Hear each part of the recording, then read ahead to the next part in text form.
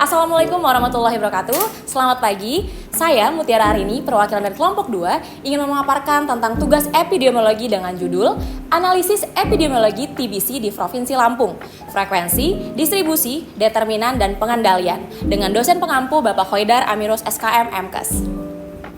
Baik, berikut nama-nama dari kelompok 2. Dan di sini ada latar belakang kasus TB merupakan penyebab kematian utama di seluruh dunia. Pada tahun 2016, terdapat 10,4 juta kasus insiden TB atau setara dengan 120 kasus per 100.000 penduduk dunia. Di Indonesia sendiri menduduki peringkat ketiga dengan HBC tertinggi di dunia menurut WHO tahun 2020. Next, Kak. Oke. Ada latar belakang lain dalam hal pengobatan TB. Cakupan coverage TC di Indonesia sebesar 41,7% pada tahun 2020. Dan Lampung merupakan salah satu daerah di Indonesia dengan tingkat kejadian TBC yang cukup tinggi. Next. Di sini ada beberapa tujuan penulisan. Yang pertama, menganalisis tingkat kejadian TBC di Lampung, mengevaluasi efektivitas program pengendalian TBC yang ada. Yang ketiga, menilai faktor resiko yang mempengaruhi penyebaran TBC. Ada juga mendorong kesadaran dan partisipasi masyarakat, serta menganalisis karakteristik populasi rentan, memberikan kontribusi ilmiah dan kesehatan masyarakat, serta memberikan rekomendasi untuk perbaikan program pengendalian TBC. Berikut ada manfaat dan ruang lingkup. Manfaat bagi ilmiah sendiri untuk menambah khasanah ilmu tentang analisis epidemiologi tuberkulosis di Provinsi Lampung. Bagi praktisi, analisis epidemiologi tuberkulosis merupakan tinjauan frekuensi, distribusi, determinan, dan pengendalian. Dan untuk ruang lingkupnya sendiri, penulisan ini dibatasi hanya tentang analisis epidemiologi tuberkulosis di Provinsi Lampung. Baik, di sini ada frekuensi kasus TB paru di Provinsi Lampung. Dalam konteks kajian ilmu epidemiologi sendiri, frekuensi penyakit TB paru merujuk pada seberapa sering atau seberapa banyak kasus TB terjadi di suatu populasi. Frekuensi tuberkulosis sendiri tetap tinggi dan sering dalam setiap periode waktu tertentu dapat disebabkan oleh sejumlah faktor kompleks yang mempengaruhi penyebaran dan pengendalian penyakit tersebut. Baik, dalam 6 bulan program TB berjalan di tahun 2023, kita bisa lihat grafiknya dari 2019, 2020, 2021 sampai di tahun 2023. Next, Kak.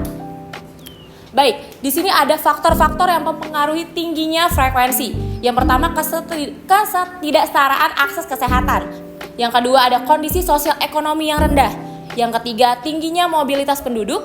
Yang keempat, stigma dan kesadaran masyarakat yang cukup rendah. Yang kelima, ketidakpatuhan terhadap pengobatan. Yang keenam, infrastruktur kesehatan yang kurang memadai.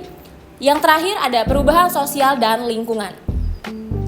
Baik, di sini ada distribusi kasus TB paru di Lampung ya. Di sini tadi kita sudah jelaskan di awal, memang frekuensi penyakit TB paru di Lampung ini cukup tinggi, mencerminkan kompleksitas faktor sosial, ekonomi, dan lingkungan yang mempengaruhi penyebaran penyakit. Next, Kak.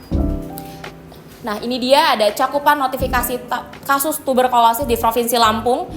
Ini seluruh provinsi, kabupaten, kota ya, ada kota metro sampai di Lampung Timur. Ini ada Pringsewu, Kota Bandar Lampung dan sebagainya. Kita bisa lihat grafiknya cukup tinggi. Next, Kak. Oke. Nah, ini juga dengan target 85%, ini mungkin belum mencukupi ya Bapak Ibu ya. Di sini ada kita ambil data ini dari STIB per tanggal 24 Oktober di tahun 2023. Next, Kak. Dan di sini ada grafik tentang treatment success rate TBC RO per kabupaten seprovinsi Lampung. Untuk Kota Bandar Lampung sendiri menduduki 47,62%, Pringsewu ada 62,5% dan Kota Metro 66,67%. Tingginya kasus tuberkulosis dengan kriteria resistensi RO yang masa tinggi di beberapa kabupaten kota di Provinsi Lampung melibatkan sejumlah faktor yang kompleks. Yang pertama, ada aksesibilitas pelayanan kesehatan, keterbatasan sumber daya kesehatan, kepatuhan pasien, praktik pengobatan yang tidak tepat, ketidaksempurnaan sistem pengawasan, faktor lingkungan dan sosial ekonomi, dan kurangnya kesadaran masyarakat. Berikut determinan kasus TB di Lampung. Ini teori-teori yang mungkin bisa kita ambil Bapak Ibu ya tentang kasus TB. Ada teori berdasarkan Gordon. Suatu penyakit dapat dipengaruhi oleh 3 faktor, yaitu penyakit, agent, penjamu sebagai host, dan juga lingkungan, yaitu environment. Next. Baik, kita boleh next Kak. Oke, sorry Kak, kita balik dulu. Jadi kita bakal ambil key poinnya Bapak Ibu ya. Next. Back, sorry.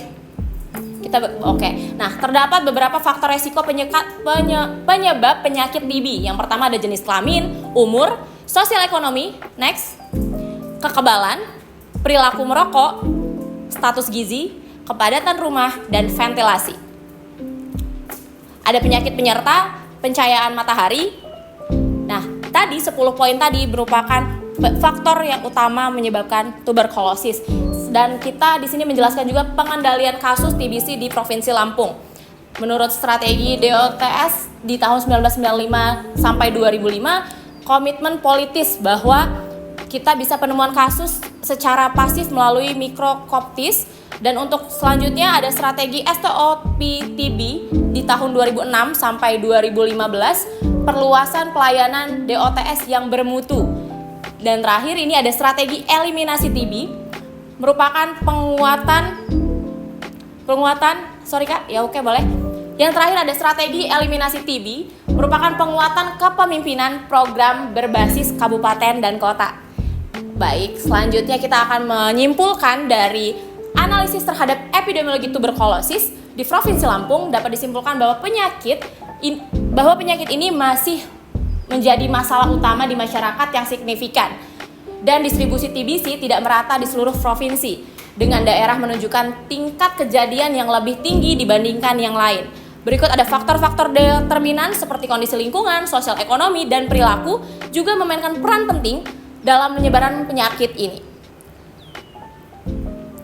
Sehingga diperlukan penguatan lebih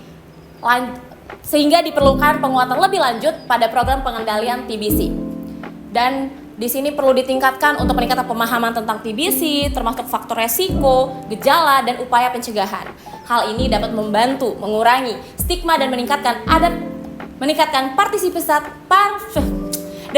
partisipasi masyarakat dalam program pengendalian.